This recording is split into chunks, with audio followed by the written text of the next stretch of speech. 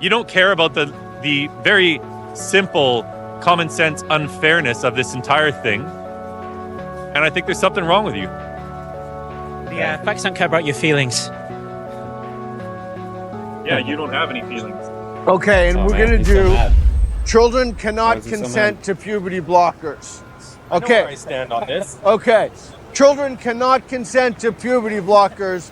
5, 4, 3, 2, 1, move. Okay, there he stands. This guy's neutral. Okay, you're neutral. Why are you neutral? I think the notion of consent, particularly medical consent for children, is a complicated one, and I'm not sure where I stand on it. Yeah, What is that's a very reasonable place to start. Absolutely. complicated about it? I mean, what's complicated about it? So children receive medical procedures all the time. Some children have surgeries. Some children have cancer and they have to have surgery. They have to have medical procedures, some of which could be very dangerous. So the idea that children cannot consent to any kind of interaction with the medical system, I mean, it's just ludicrous. I mean, it's ridiculous. Of course they can't. Of course, as somebody who is, well, are we talking about children? So I've heard Peter Boghossian define a child as somebody who is a minor. So 17 years old. Somebody who is 17 years old can't decide anything about what kind of medical procedures they want to have whatsoever. Somebody who is 16 with parental consent can get breast implants. These are just facts about the world. This isn't any kind of argument. This is just how the world currently works.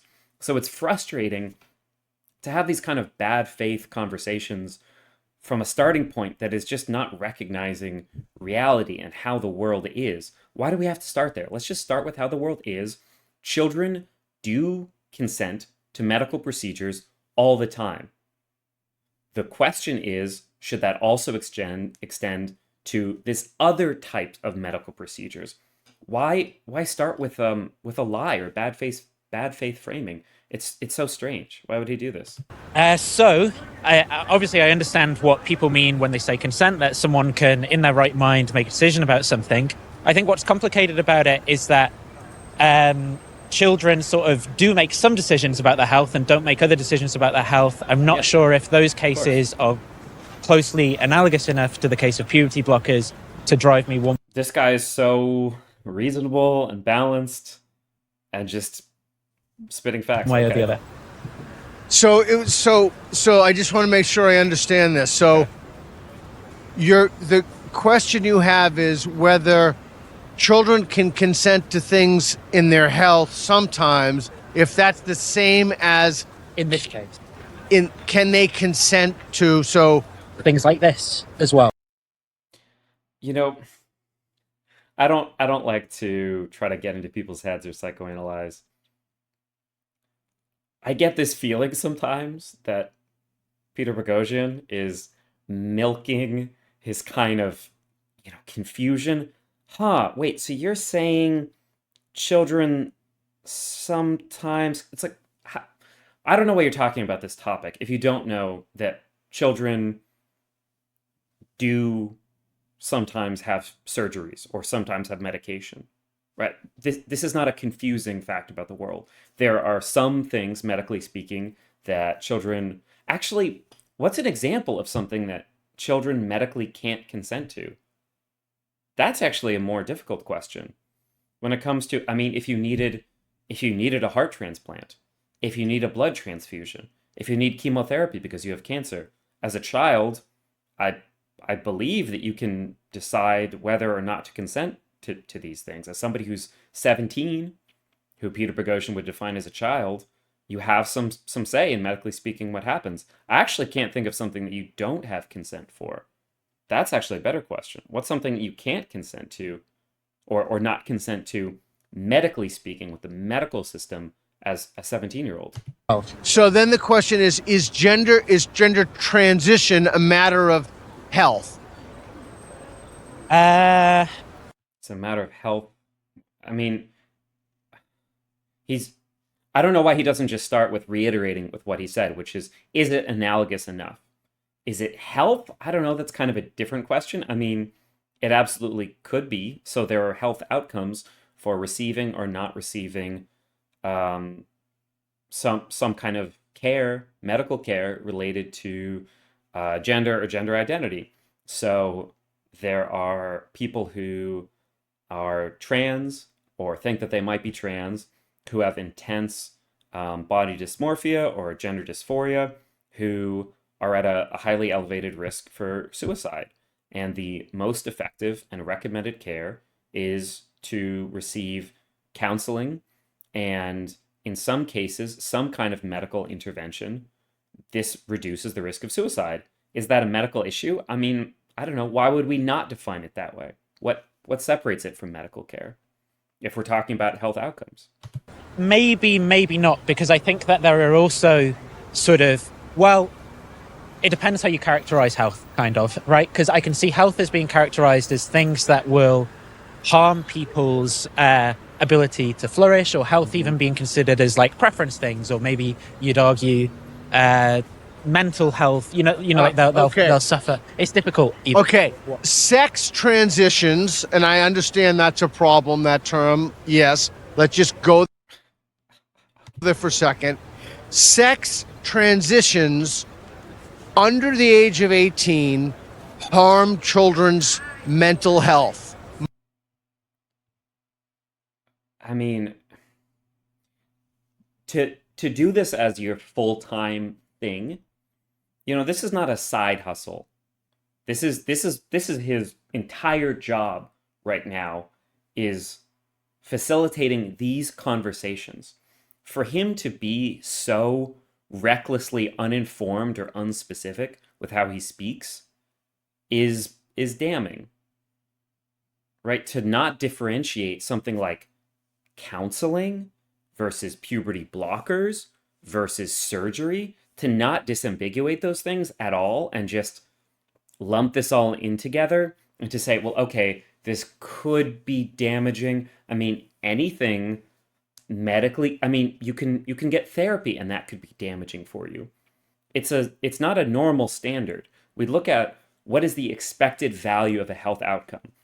And the expected value in terms of health outcomes for gender affirming care, including counseling, including puberty blockers, and including the very rare cases where somebody who is under 18, who's a minor, receives any kind of surgical care, the very rare cases that those happen, the overall outcomes are monumentally successful. They drastically reduce the incidence of suicide or self-harm. They improve health well-beings. And the regret rate is something like 1% to 2%, which is lower than almost all other surgeries. And of the people who do regret, the people who detransition, that rate is very low. The regret rate is very low. And the people who detransition, the vast majority of those people detransition. They go back to whatever gender, living as whatever gender or gender identity that they were initially. They do so primarily because of lack of support or bullying from people around them, including their family or people in their lives. So even the people who do decide, I'm actually not going to transition, I'm going to detransition, they do so because people in their life are attacking them for it.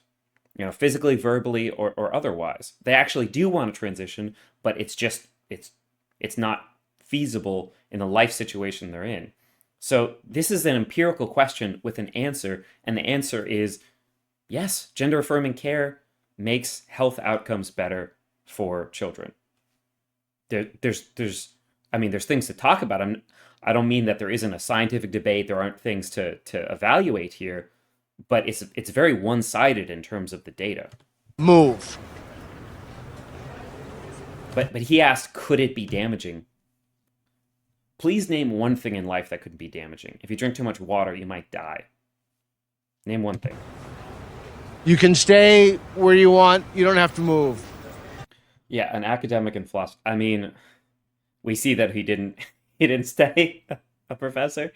Yeah, I mean, there's this phrase, it's impossible to get somebody to understand something when it's their job to not understand it. It feels like it might apply here. Okay, so What is your response to what he said? He's unsure that children can consent to puberty blockers. What do you have to say to him?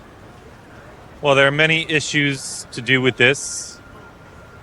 I'll bring up one issue that has been admitted by the president of WPATH. So WPATH is the World Professional Association for Transgender Health. The president is a man named Marcy Bowers, who admitted in a Zoom call last year, I've tweeted out the video of this all the time, that literally none of the boys who started on puberty blockers at what is called Tanner Stage 2, so this is the beginning of puberty. For girls, this is when their breasts first start to form. It's probably 2 years before they've had their periods. So these kids are all going to be like 9, 10, 11, 12, right? None of the boys, as adults, have been able to have an orgasm. So we're talking... Is that accurate? Okay. Rate of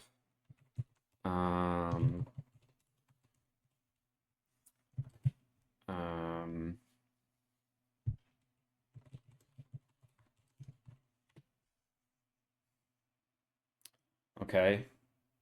Prevalence of sexual dysfunction in transgender persons. Let's take a look.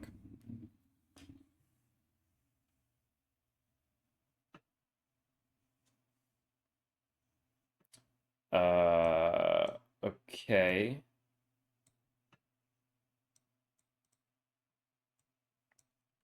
If you want to see, here's the paper that I'm looking at.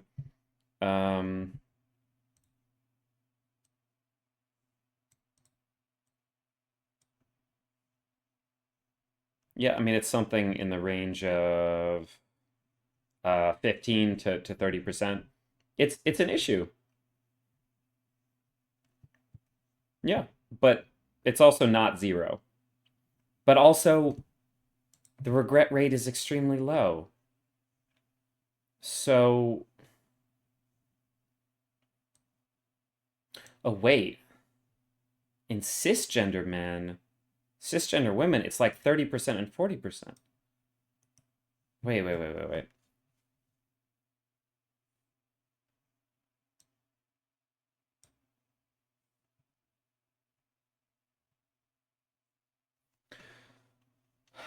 Surgical gender affirmation has been the most studied in terms of sexual function, improvement of gender dysphoria. Surgical complications, hormonal changes, and other organic causes of sexual dysfunction can still interfere with one's overall sexual satisfaction. Validated measure of sexual function for trans women is needed to better assess outcomes. In meta-analyses addressing sexual dysfunction, the prevalence was 31% in cisgender men, 41% in cisgender women.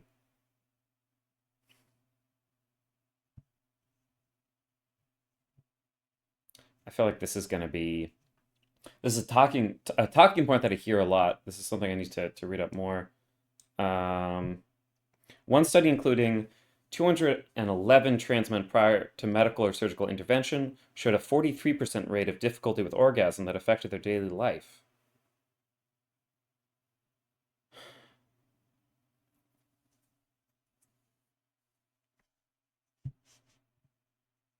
Connection with body dysmorphia and difficulty with sexual arousal in 91% of participants. Oh my god, is this entire thing a total fucking lie?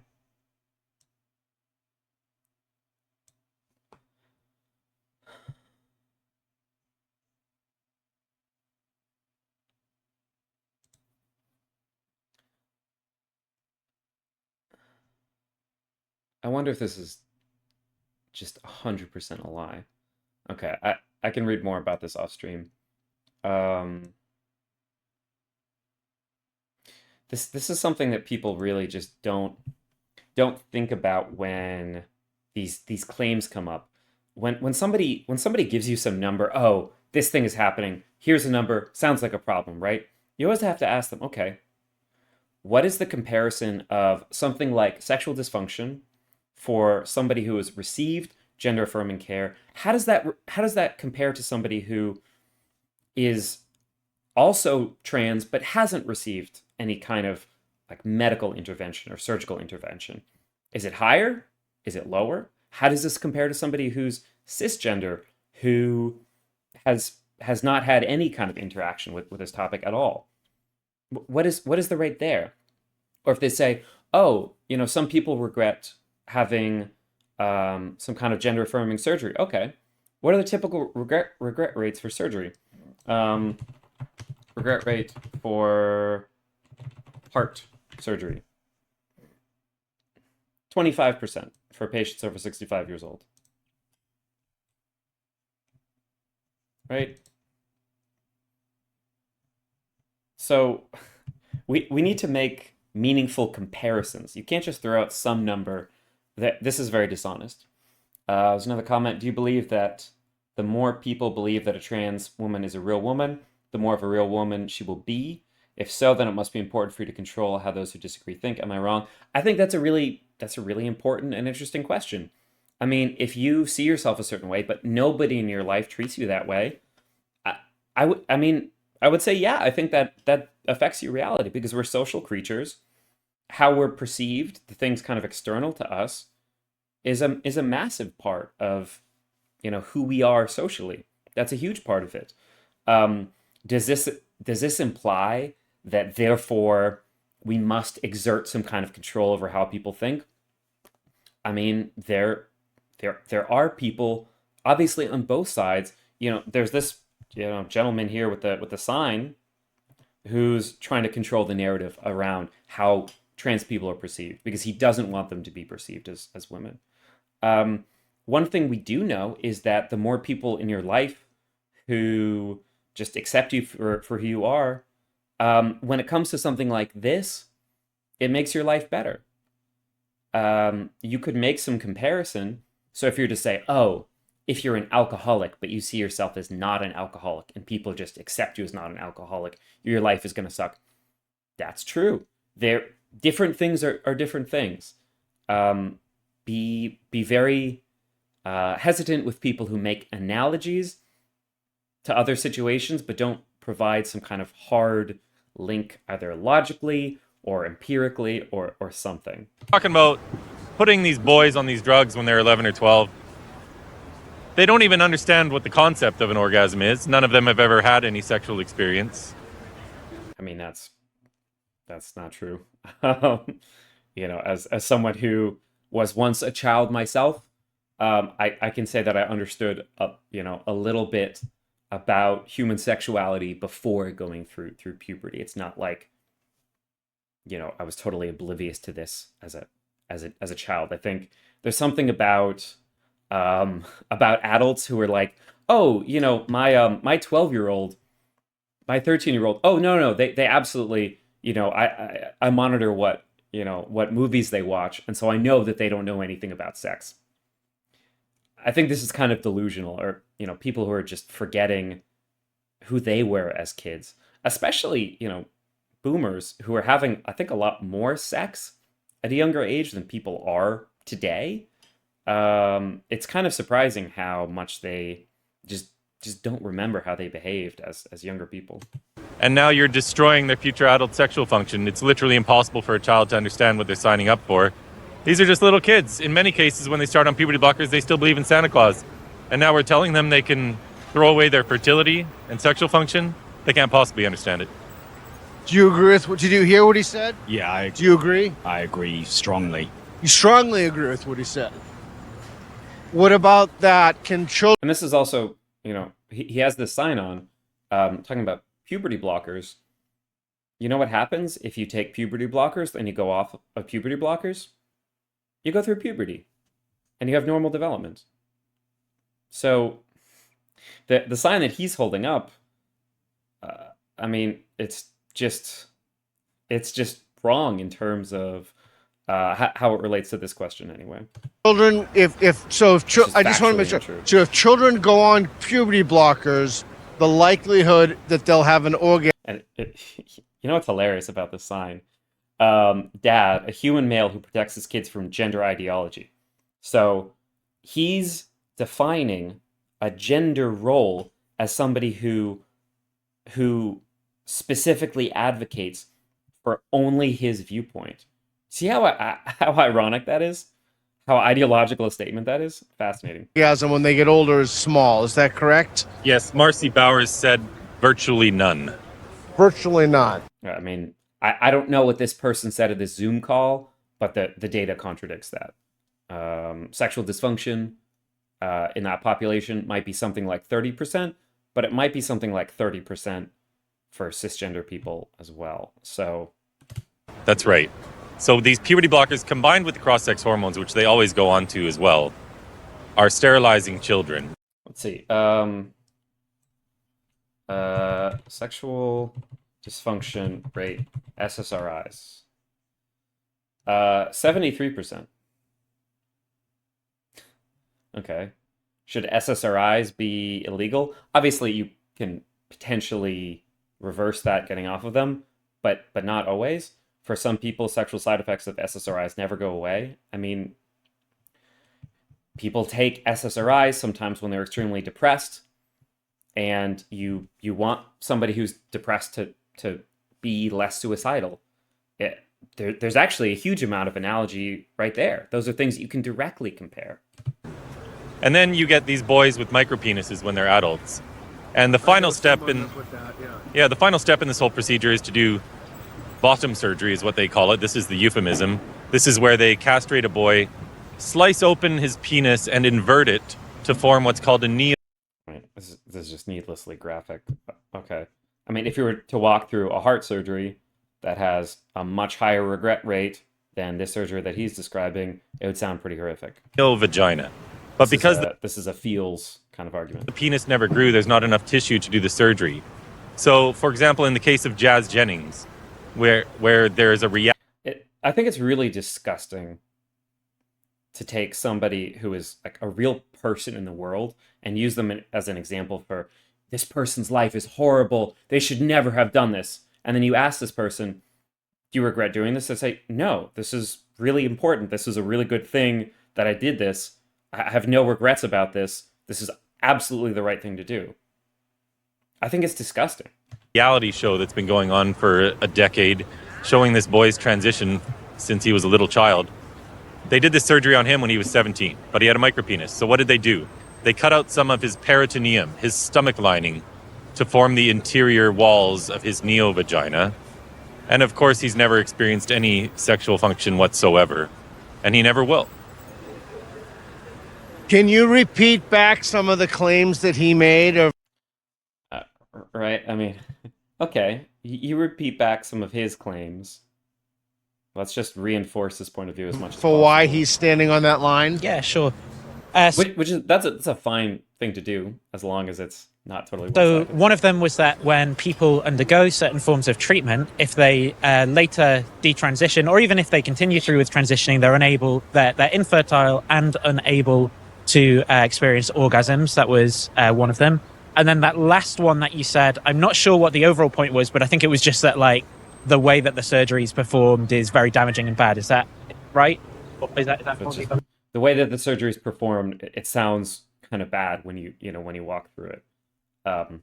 Okay, I mean, a lot of surgeries, it's not pleasant to watch. I think any surgery being performed or hear about it, this is a very feels argument. Yeah, it's a guarantee, of course, that they'll never have any sexual function. And there are all Again, factually untrue. sorts of medical complications with this. One child died. Okay, I mean, again, this is not like a kind of good faith, meaningful, factual. One child died. Okay. Did you know that sometimes people die from heart surgery, which they definitely need to have? Okay, well that sucks. Let's try to make surgery better. But this is really kind of like a nonsensical, unrelated statement. And in the first study that was ever done in the Netherlands into this whole practice, where they first started giving puberty blockers, one of the children in that study died. Several others were lost to follow-up, and yet they still declared this study a wild success. And it's what... Yeah, I mean, he should probably read the paper that was published about that study. This is why we need science literacy, so that we don't have people just, quoting one sentence out of a study and not reading the abstract or the discussion or the results or the conclusion or anything. We need a lot more science literacy. what formed the foundation of so-called gender-affirming care, which we should more accurately call childhood sex changes. This erroneous study is what formed the foundation of this going on all over the West. Yet they've never been able to replicate the so-called success of that study. But even that idea of a sex change that's not, they're not really changing No. someone's sex. Of course, And now they're just okay. you can't change anyone's sex. You know, I mean, it's so frustrating because I've seen Peter Boghossian do these street epistemology, and I've seen him use the Socratic method and dig down into beliefs. I feel like he must genuinely have some feeling about this topic. I don't think this is just, oh, he found out, you know, how to orient these conversations and into what gets the biggest audience. You know, I don't necessarily have that quite that cynical view, but this is very one-sided. This is very uncurious. This is very ideological. This is really the opposite of what this kind of exercise in philosophical thinking and activity should be doing. It's very honestly, it's very sad to see, because I know that he's capable of so much more. That's what's frustrating. I know that he has the real skills to do this properly. He's just he can't do it on this issue, but he's devoted himself to this issue. Yeah. So this is just child mutilation and sterilization is what it is. Do you agree with him? Yeah, it's completely impossible to change sex. A male's body develops to produce the sperm cell. It should, could, would, does, did, or will produce that sperm cell. In some cases, it doesn't. I can't wait until medical technology advances, until we can alter human chromosomes, genes, etc., so that all these bad biology arguments are no longer available to them. I mean, it's not going to slow them down for 1 second. Oh, sure, okay, you change your chromosomes, but the fertilized cell, the fertilized egg that you came from initially had these chromosomes. That's how you define sex. That's what their argument is going to be. Oh, sure, okay, you're a man, you have a neo womb, and you've become pregnant. Sure, but some medical intervention was required to give you that womb, or to turn your skin cells into some specific other sex cells, some other gametes, and so it's like not real, whatever. Right? You know, if they have some ideological viewpoint, they'll always find a way to just find that little narrow path through to define things in the way that just conforms to their thinking. It's a very motivated reasoning Due to various reasons, and likewise for the female with the egg cell, their bodies develop down these paths. Some other ways it's possible for people to change their sex. Most people understand what's about. Is there anything good? Valid use of the word. Claims about defining the word woman. Difference between men and women. Is there anything good here? Okay, let's see. What are these? Not for others. Do you? He's still neutral. What a badass. Except for the claim. What sports? Well, in terms of my personal point of view, I kind of don't care. So my view of sport is that the main purpose of it is to entertain people, and so as long as I'm kind of entertained, well, yeah. So people could disagree about that, right? I'm not saying they can't, but as long as there are some categories that people sign up to, that Right. So what are the arguments that we make about, when somebody says, hey, I think it's unfair that women don't get paid as much for this soccer team, whatever, but they did really good. Let's say, well, the viewing count was much lower. Why should they get paid as much? So many of the arguments surrounding professional sports are basically who wants to watch these sports? What kind of viewership numbers do they get? I mean, I think part of that I think people wouldn't watch something that there wasn't some tension of what the outcome might be. So it's critical for sports to be not extremely one-sided. It's critical that you feel like, oh, maybe this person could win or this team could win, but maybe not. You don't want to be able to fully predict the outcome. But generally, the arguments that people make around professional sports are something about view count. That's the big thing. Something about view count, something about fairness. But we define that in a lot of different ways. Look at Michael Phelps, who has, like webbed feet or something. More oxygen than the normal people. His heart is like He has all these genetic conditions that make him basically Aquaman. But we don't say, oh, he should have to take some kind of drug to make him less good at swimming because he's genetically superior or whatever at swimming. So it's a little bit arbitrary how we define these things. That enable the sport to take place. I'm sort of happy for whatever. Now, some people, I understand how people can disagree with me. They say, no, sports are there to exhibit virtues such as fairness, for example. So we create a fair playing field. And one way of doing that is to segregate by genders. Well, why are there weight classes? Yeah, because that's viewed as a fair way of dividing things up. Yeah. But I'm saying you could potentially take that away and I might be fine with it, right? In principle. Because it'd be more entertaining to watch a big guy beat a little guy. Or to have a little guy beat a big guy. I mean, weight classes are there for a reason, but it's not strictly a defining characteristic. It's not like it's impossible. It's just something that we do to maximize fairness or perceived fairness. But when you look at something like basketball, we don't have height classes. People who are taller have a huge advantage, and so a lot of people are taller. So, I mean, we do this in some sports, but not in others, and we do it in different ways.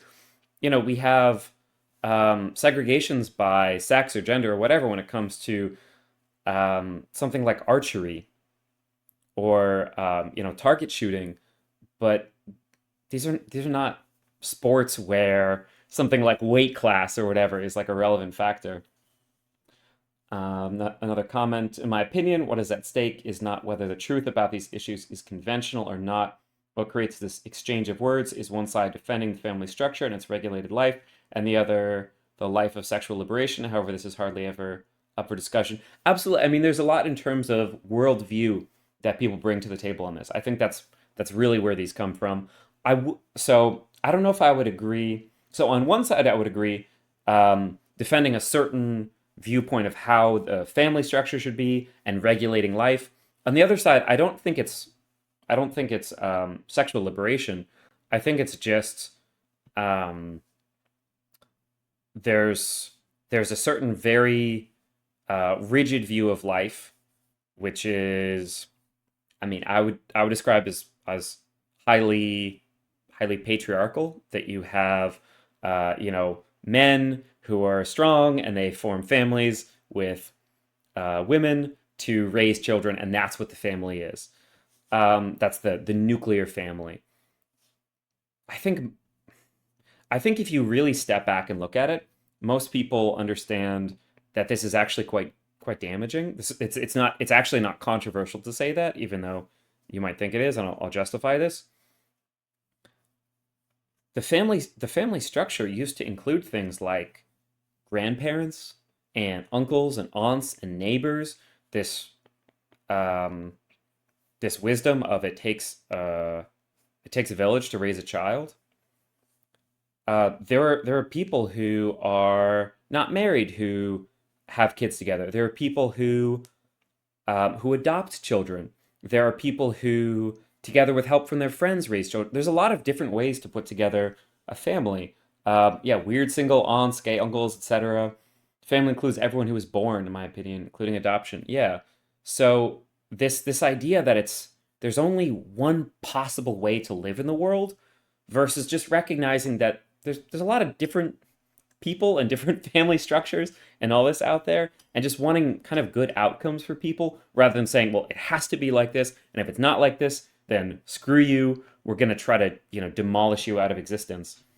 That's my viewpoint of what these different sides are. In principle, yeah. So I don't have like an absolutist point of view on the way that sports should be divided up. I think that people can just divide them up however they want, and then people can sign up to compete in sports. So you're neutral in terms of... This is brilliant. Yeah, I think if I were to go on one of these, I would stay neutral, because you get to be kind of like a change my mind power dynamic.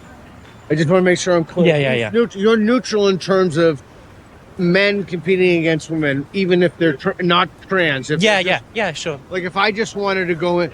Are you... You didn't get an answer to the question. We didn't get an answer to the question. What's the question? Which sports is it fine for men to compete against women in? In principle, any. Oh, really? Yeah. In what way or context? Because young girls and boys play sports together quite frequently, and I know girls who play like volleyball with guys, and they will frequently say, obviously, the guys are much more powerful and have a much more just strength in every single facet. But they play together, no doubt, even sometimes competitively. But this is not at a professional level, and this is not to measure who's the best at. I mean, is that what it's for?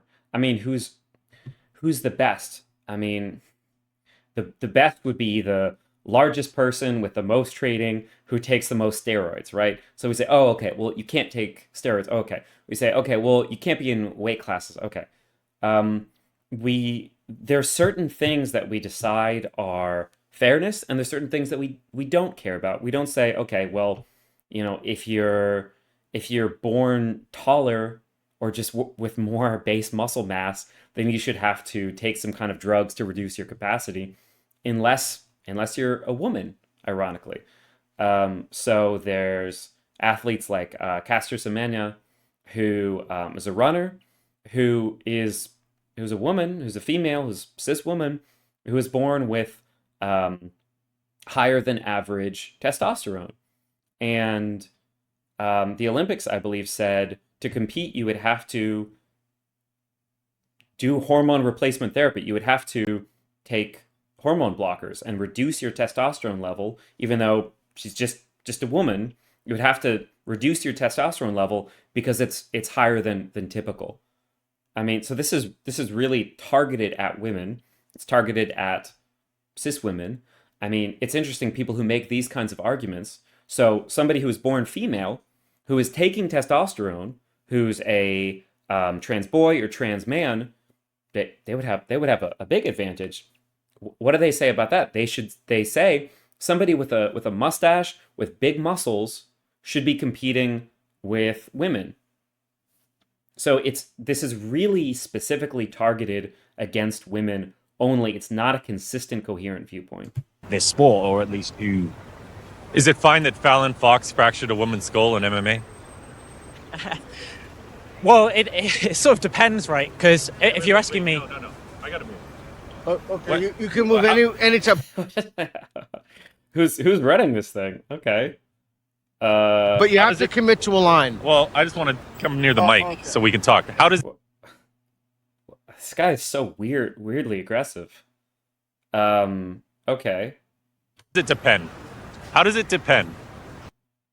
Okay, who's running this talk? Peter, you've got to get a grip on this billboard. Chris, this guy's an animal. Fallon Fox fractured a woman's skull in MMA. She didn't even know she was signing up to fight a man. So you tell me how it...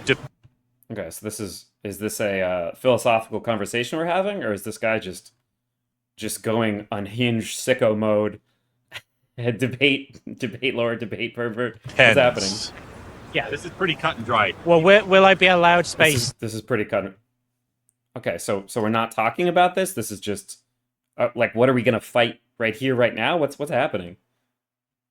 This guy is not well. Billboard Chris. I mean, as if we needed any more evidence To respond. Yeah, go ahead. Yeah. So, Okay. what is it fine for someone to fracture someone else's skull? Well, I think that's a bad thing in general. Okay. Yeah. I mean, that's it's an interesting frame. Is it okay for this person to fracture this person's skull? Okay. Yeah, I think it's wonderful that somebody's skull got fractured. That's awesome. I love that. Obviously, right? But the question I'd want to ask is whether... A man? Okay. So I guess he's not going to have space to answer. Peter said absolutely, but maybe not. Fighting against a woman. Be allowed space to respond. You're changing the No. words. And I don't... Get a grip on the situation, Peter. Come on. Okay, appreciate that. go ahead. A man fighting a woman, not... Okay. I mean, someone. Go ahead. I don't know. Why does this guy keep getting invited back? Water down the language here. This is just, yeah. So, as I was saying, I think that an important case to consider here is Michael Venom Page fracturing Cyborg's skull, right, with that knee. And I would ask whether we would say that it's equally as wrong in. Wait, page, wait. Page, cyborg, knee, fracture. Evangelista cyborg, so fractured sculpture being hit by flying meat, Michael Venom Page, Bellator. Interesting. Ooh, wow, okay. Interesting. Oh my god. Swift flying knee to the forehead. Okay. Interesting. In that case, now, in the sense that anyone getting their skull fractured is a bad thing to happen, it's wrong. But in the sense that within the context of the sport, you understand that things like this can happen, it's not wrong. The fact that someone's trans, in my view, isn't like an additional wrong-making property or something of the event. Yeah. No, this is ridiculous. Males have greater upper body strength. They're taller, heavier, have broader shoulders. Look at you. You're a broad guy. Do you know what I mean? You do Brazilian jiu-jitsu. You no doubt do Okay. weights. You're not the tallest guy, but nonetheless, you have a lot of power. You can see it in your body. Most women here, you would. So you do jujitsu and you lift weights and you're very strong. If you were to fight like a random woman here, you could probably beat them up. What an insane and ridiculous comparison. We're talking about people who are MMA athletes. Well, obviously they're all trained. They all do weights. They all do jujitsu. This is such an insane comparison, right? This is people who are massively ideologically captured. Would be able to destroy them within like a few seconds. It would take a rare woman, and there's probably quite a lot of women here right now. I think it would be a rarity that woman would be able to stand up to you. It's just and this is just, I mean, they're just testifying. This is not a. We've moved so far out of the realm of some kind of good faith, philosophical questioning, curiosity, trying to peel back the layers. This is just bad faith argumentation. 3-on-1 debate. You in any sort of way, to be quite fair. Another false claim he made earlier is that sports is primarily for entertainment. Really? I mean, he said that that's his viewpoint, and he's open to other viewpoints. Okay, I mean, justify your position, yeah. My girls are in diving 3 nights a week. And they go to some competitions. Okay. If some boy comes along and starts competing against them, well, his upper body strength is going to be stronger. He's going to be able to do more flips and spins and all that sort of stuff. And he's going to defeat every single woman in the competition. Sports are not just for entertainment. I mean, is this true? Like, we can all say words. I can say words. I could say, the moon is made of cheese. Okay. Is it true?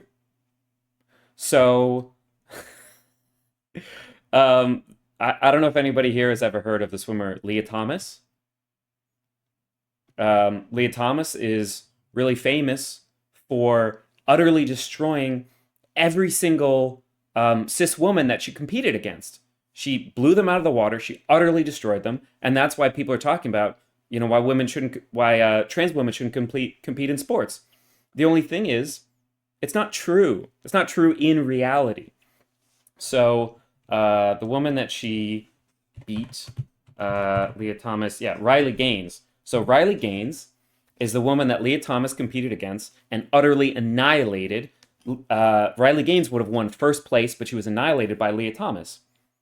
Right? You've heard this story. It makes a lot of sense. We shouldn't have trans women competing against cis women. The only issue is it never happened. It didn't happen in reality. It happened in headlines, but it didn't happen in reality. The reality is Riley Gaines and Leah Thomas tied for 5th place. 5th place. Let's see. 1, 2, 3, 4, 5. They tied for 5th. There were 3 cis women and 1 trans man. So there was a natal female who socially transitioned to being a man, but didn't have any kind of medical intervention, and 3 cis women who beat both of them. So no matter what happened, Riley Gaines would not have won. She wouldn't have had to tie for 5th. She would have come in 5th. Okay, good for her. But unfortunately, all these conversations are just based on fabrications, lies, fantasies. It's simply not true. So it's frustrating when this is the conversation that we're having, when it's not based on reality. It's totally divorced. Entertainment. Go tell that to all these girls competing in college swimming who trained 6 days a week, hours and hours a week, eating healthy, dedicating so much of their life in the pursuit of their swimming, only to have some man who was 500th in the male division come along and steal their gold medals. Steal their gold medals. Okay, interesting. What gold medal do you get for 5th place? What kind of gold? I'm not sure. Maybe fool's gold? Tell me that. In my understanding, I mean, the sports that I've competed in, you get gold for 1st place. Riley Gaines tied for 5th with Leah Thomas, beaten by 3 women and 1 trans man. Okay. That's just about entertainment. I mean, it's a really good story. He makes a strong point. It's just not true. It's just not. It didn't actually happen, is the only problem.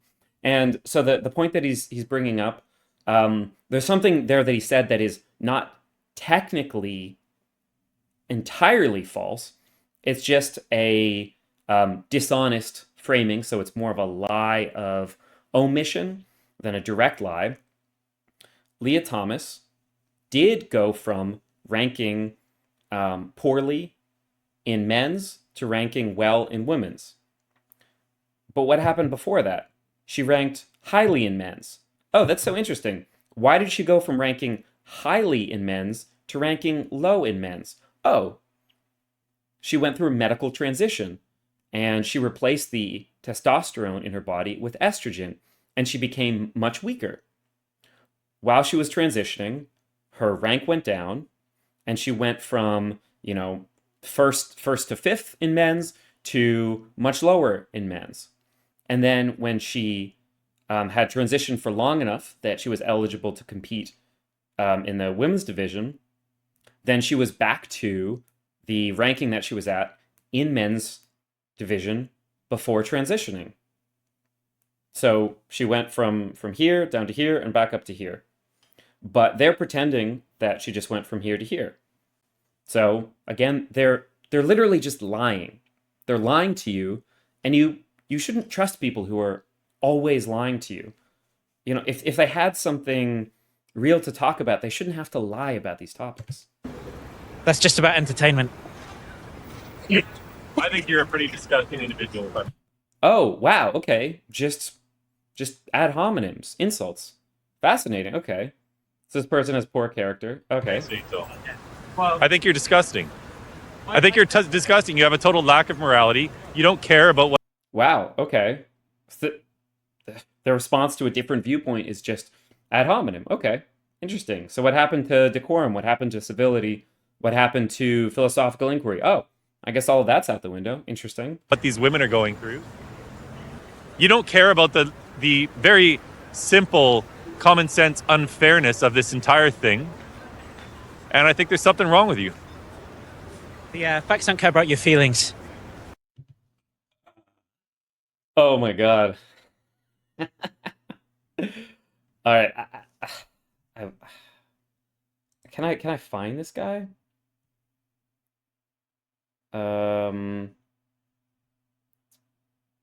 Is this a self-described woke? What is this? Are these? Can I find this guy? No.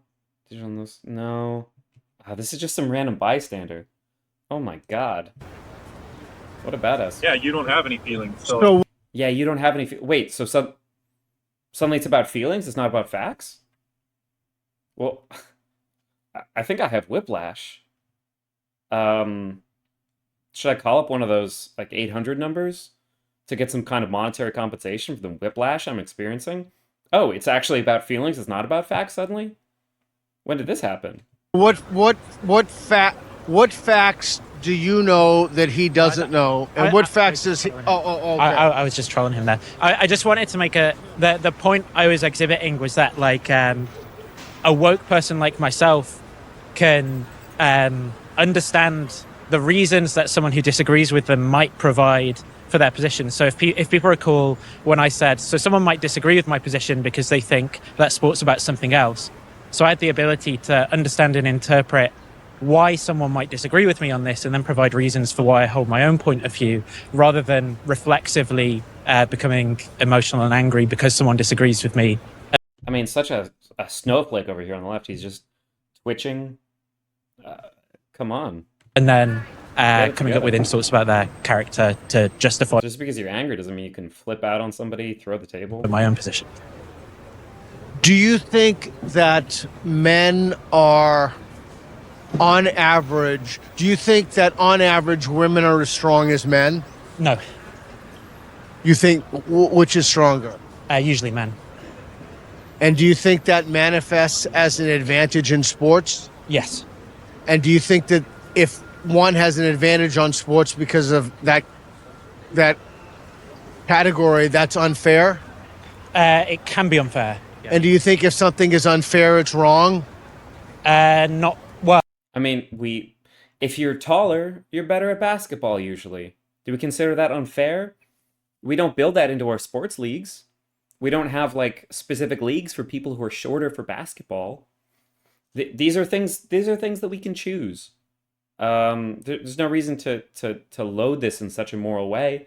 I mean, let's talk about the issue and try to sort it out. Well, in general, yes, but not when it comes to sports. It depends where we want to draw those lines, right? So to make this point, people have different economic backgrounds, right? So parents will provide their children with different Absolutely. amounts of. If you're able to get private coaching, that makes an unbelievable difference, especially if you get private coaching early. That means that you do well early, which means that you are able to play more on better teams. And suddenly, I mean, so there's an effect in terms of if you're born, let's see, I think if you're born in December, you're on average better at sports than somebody who's born in January because you're older at the point that you're competing. And if you're better initially, you'll get more resources devoted to you, and you'll be able to, it snowballs. So, I mean, there's a lot of things that are unfair about who's good at sports. If we really wanted to make it just like, who dedicates the most time to it, or whose technique is the best, there are ways that we could try to optimize for that, but we don't, because we decide certain things are fair, unfair, and certain things aren't. Those are choices that we make. This is something that's really critical to understand about the world, is that there's a lot of things in life that we decide what things we care about, and we influence how the world is shaped because of that. Everything that exists in the world isn't just, totally natural, or the way it has to be, or the way, the only possible way it could be. It's important to face the reality of how many things we've collectively decided things should be a certain way, but sometimes those decisions are very arbitrary. Sometimes they're based on past decisions that we might need to re-examine, or they're based on things that we really never examined. Just because something is a certain way doesn't mean that it's inherently good. I mean, there are parts of history where we considered one group of person better than another just at a value level. And we've reconsidered that, and we've decided that some of that was wrong. So it's worth, recognizing some of the arbitrariness in life, and, trying to be a little bit thoughtful about it. Nutrients while they're growing up, different amounts of coaching, but we don't have those as categories that we divide our sports up into. Absolutely. We can divide our sports however we want, and my view is still, well, if I so sometimes I might care about fairness in some cases of sports, but I also might just care about like freak shows in sports as well, because I think No, you can come in the next round. Do you okay. Is he going to ask them if they can reiterate his point? Because he asked this gentleman at Neutral to do that for their points earlier. Are they capable of reiterating what he said, which are very logical, clear, coherent arguments? I want to wrap it up. Did you get anything out of this Did you get anything out? today? Come on, do better. I enjoyed myself, yeah. Did you get anything out of this? This person is an evil, despicable, terrible person with no feelings, and he's just hateful and evil, and I hate him. Yeah, I got that he doesn't care at all about fairness for women in sport. Yeah, good reiteration of his arguments. That was really well done. Excellent philosophy there. I agree. I hate women. That is my view as a woke person. Do you consider yourself a woke? Yeah. Okay. All right. Thanks, What an absolute badass. Where is this? Oh my god. guys. Thanks for playing. I appreciate it. Thank you. Thank you very much.